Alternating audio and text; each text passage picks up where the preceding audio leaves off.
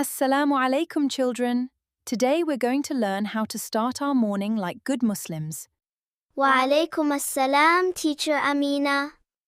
Today's lesson is waking up. Can anyone tell me what we should do first when we wake up in the morning?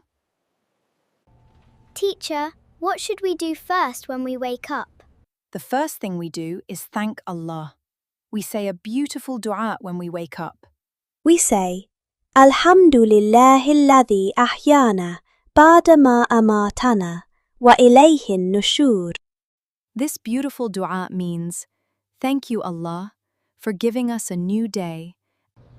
Now can anyone tell me what is the next step? Do we wash our face? Yes, correct. Well done, Omar. Next, we wash our face to help us wake up and feel fresh.